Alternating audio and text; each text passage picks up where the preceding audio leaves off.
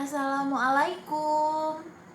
Perkenalkan, saya Norma Anissa, mahasiswi program studi pendidikan Bahasa Indonesia, program Pasca Sarjana Universitas 11 Maret Surakarta. Di dalam video ini saya akan menyampaikan sebuah topik mengenai guru di abad 21, yang mana video ini merupakan hasil kajian dari beberapa video dalam kanal YouTube dosen saya yang bernama Bapak Dr. Muhammad Rohmadi, yang mana beliau juga merupakan dosen pengampu mata kuliah pengajaran bahasa dan sastra Indonesia. Baik, yang pertama, apa sih yang harus kita siapkan untuk menjadi guru di abad 21 ini?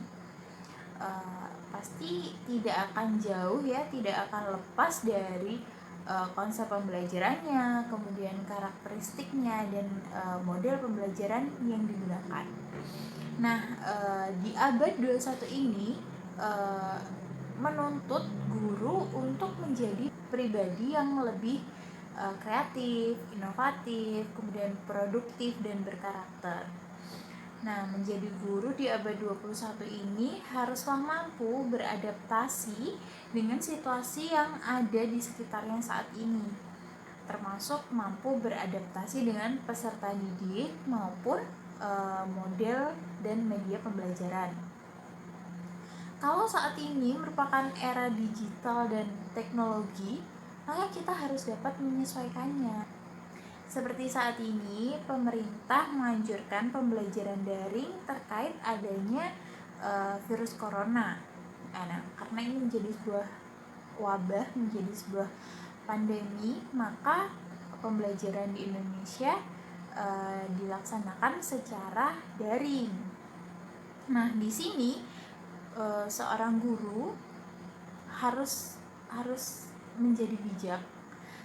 Padahal di sini belum semua wilayah bisa atau dapat mengakses internet. Nah, ini sebenarnya bisa juga menjadi evaluasi pemerintah untuk meningkatkan kualitas jaringan internet agar merata dan menyebar ke seluruh Indonesia.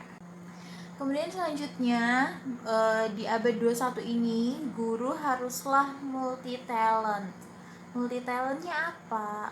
Multi talent di sini maksudnya guru harus memiliki soft skill dan hard skill, yang dimana soft skill dan hard skill ini haruslah seimbang.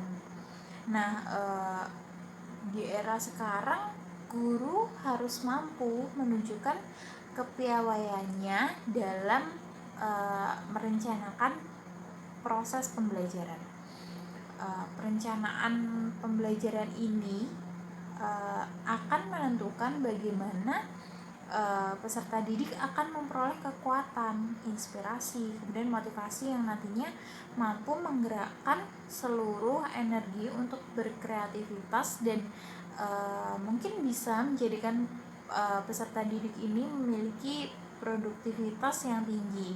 Nah, dengan diasahnya talent dalam diri seorang guru, maka di sini guru dapat menjadi tolak ukur, kemudian motivator dan inspirator bagi peserta didik sebagai capaian dari indikator perencanaan pembelajaran yang sudah dibuat. Nah, di sini bijaknya seorang guru itu tidak bisa dilihat dari kuantitas tugas yang diberikan, tetapi bagaimana mampu menyelami kondisi peserta didiknya, menjadikan dirinya sebagai influencer ya, untuk membangkitkan semangat, dan apalagi di era daring sekarang ini ya, mungkin bisa menguatkan imun tubuh peserta didik itu sendiri. Nah, pembelajaran yang dilakukan ini haruslah ideal, namun juga harus realistis dengan kondisi pembelajaran yang dihadapi. Memahami peserta didik itu merupakan bagian yang penting yang harus dipraktikkan oleh pendidik sebagai sosok guru di abad 21. Maka multi talent seorang guru bukan sekadar mentransfer ilmu pengetahuan dan wawasan saja, tapi seorang guru juga harus bisa meyakinkan kepada peserta didiknya bahwa dirinya akan selalu hadir dalam situasi apapun, baik itu situasi senang, sedih, susah, tidak bahagia. Jadi harus bisa dipastikan untuk hadir untuk peserta didiknya. Sosok guru di abad 21 yang ideal harus memiliki beberapa hal. Ada 5. Yang pertama yaitu perubahan mindset. Jadi mindsetnya harus diubah. Kemudian yang kedua, kaya akan materi. Jadi yang dikuasai materi tidak hanya itu saja. Misalnya menguasai materi tentang puisi, kemudian tidak bisa mengajarkan materi tentang cerpen, kan itu tidak kaya materi ya. Kemudian yang ketiga, kaya akan model-model pembelajaran yang inovatif. Kemudian yang keempat, kayak jejaring untuk membangun sinergisitas baik di kalangan apapun. Jadi dimanapun, kapanpun bisa membangun sinergisitas.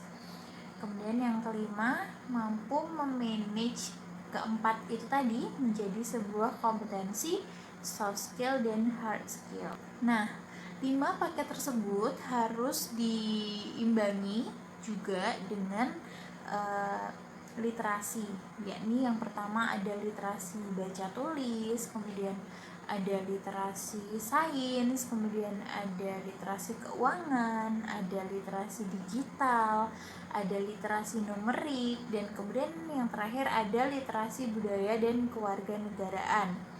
Nah, kemudian dari kelima karakteristik tersebut yang sudah disertai dengan 6 literasi dasar tadi, kita juga harus melaksanakannya dengan strategi 4C atau biasa kita sebut dengan kreatif, kritis, kolaboratif, dan komunikatif.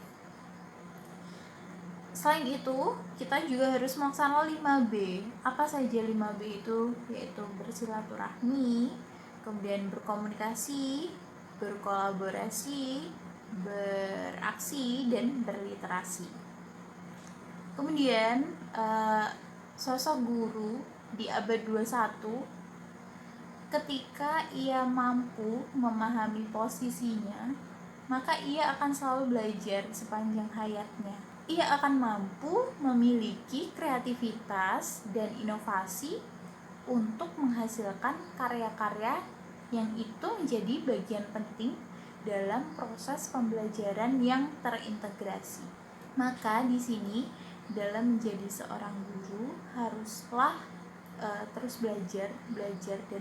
Baik, yang terakhir ada 2 hadis yang akan saya sampaikan. Yang pertama adalah didiklah anakmu sesuai pada zamannya.